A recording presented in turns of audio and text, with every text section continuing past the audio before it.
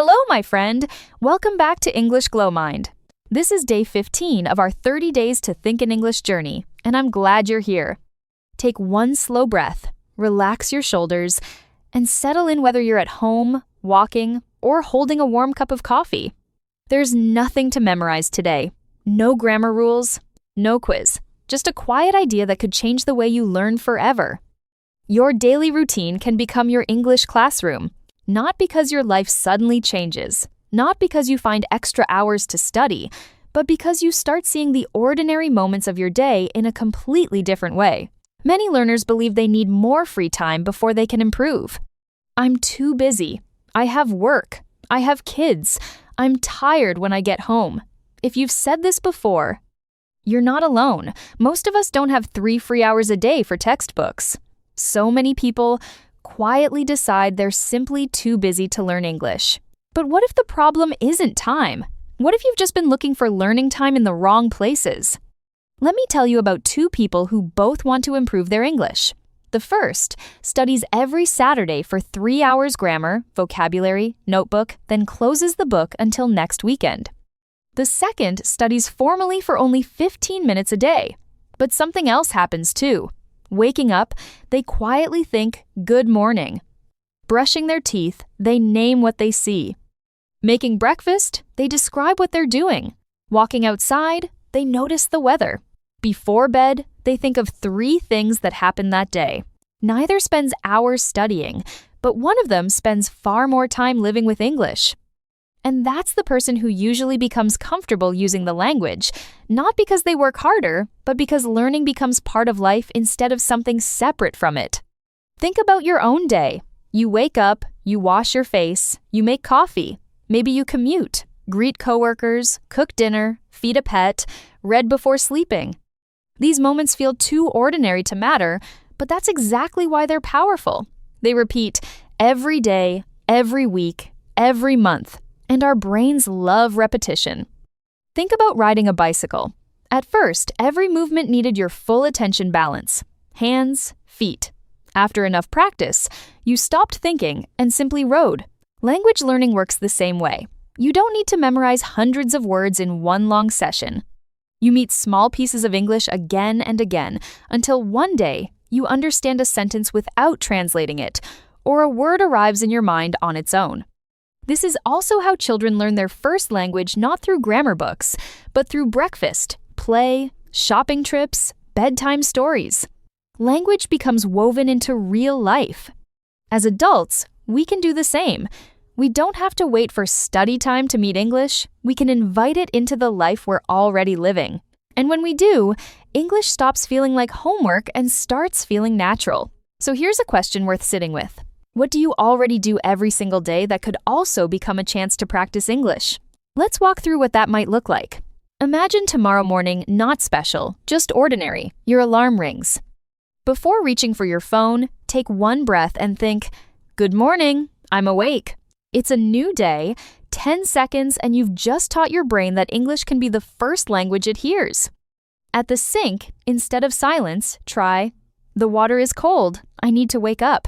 Choosing clothes, try, "This blue shirt looks nice." It's cool outside, I need a jacket.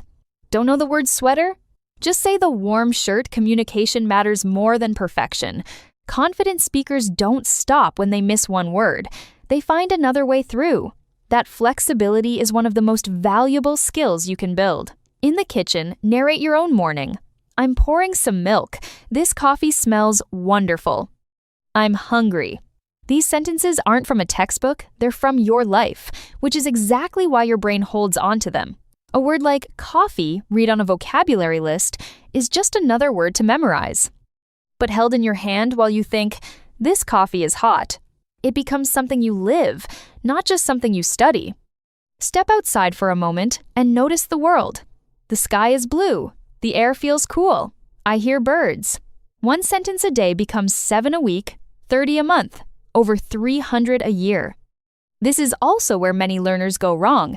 They think progress comes from studying harder, when very often it comes from studying more consistently. You wouldn't pour 100 buckets of water on a plant once every 3 months and expect it to thrive. A little water every day is what makes it grow. Your English grows the same way. On your commute, instead of scrolling without thinking, try noticing that child is smiling. The traffic is slow. If you listen to English podcasts, don't chase every word, let the language wash over you like music, and simply enjoy the sound of it. The more often your brain hears English in calm moments, the less stressful it becomes, and that matters more than people realize.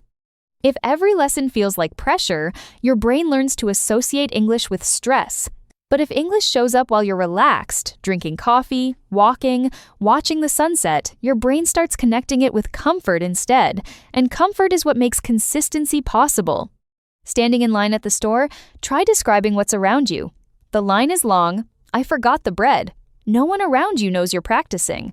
Your classroom is invisible, it lives inside your own thoughts, and you can carry it anywhere. As the day gets busier, it might feel like you've lost your chance to practice. Actually, this part of the day often holds even more opportunities. The secret isn't finding extra time, it's bringing English with you. Before starting a task, try. Let's begin. One step at a time. These small phrases aren't just practice, they're encouragement, because the words we use with ourselves shape how we think. So why not let some of those inner words be in English? During small pauses waiting for a file to load, standing by the printer instead of reaching for your phone, try, I finished one task. I'm making progress. At lunch, look at your food before eating. This looks delicious. I'm really hungry. As you eat, the soup is hot. This tea is sweet. These are ordinary sentences, and that's the point. Most real conversations aren't about difficult topics. They're about food, weather, plans, and feelings. Mastering simple, ordinary language gives you the strongest foundation for real communication. Walking afterward, try noticing something new each day. Someone is riding a bicycle. The sky looks peaceful. Slowly, you'll notice you're paying more attention to the world itself. English becomes connected to curiosity, and you become more present in your own life without even trying. In the evening, when energy runs low, this isn't the time to force difficult grammar drills. Choose gentle English instead. While cooking, I'm cutting an onion. The food smells good. While cleaning, I'm washing the dishes. The room looks better now. If narrating your day out loud feels a little strange at first, that's completely normal. Anything new feels awkward before it feels natural. Think about learning to drive. At first, every movement needs conscious thought, but with practice, it becomes automatic. Thinking in English develops the same way. Every fluent speaker once paused exactly like you do now. The difference is simply that they kept going. Before bed, sit for a few quiet minutes and ask yourself simple questions. How was my day? What made me smile? What am I grateful for? Then answer in simple English. My day was busy. I talked with my friend. I'm tired, but I'm happy. These aren't textbook sentences, they're your real life, which is exactly what makes them easy to remember. Maybe today you answer with only one sentence. That's enough. Next week it might be two, and eventually a short story about your whole day.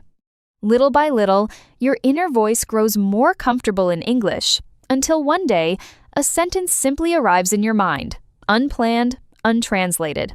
It isn't magic. It's the result of many small moments, just like the ones we talked about today. So before we close today's lesson, take one more slow breath and think about your day, not a perfect one, just a normal one. Brushing your teeth, making breakfast, walking through a doorway, cooking dinner. Each of these is an invitation, a few seconds you can spend with English. Collected over weeks and months, those seconds become something much bigger. Real progress in language learning rarely comes from a perfect plan. It grows quietly through habits, the same way a small plant grows through daily watering rather than one large flood. Some days you'll feel like you're improving fast. Other days it may feel like nothing is happening at all. That's completely normal. Your brain is making connections even when you can't feel them. And please don't compare your journey to anyone else's.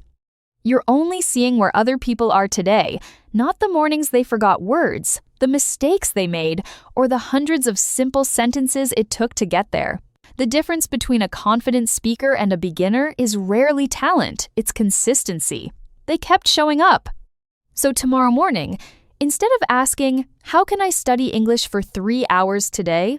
try asking, "Which part of my day can I enjoy in English?" Maybe it's greeting the morning. Maybe it's describing your breakfast.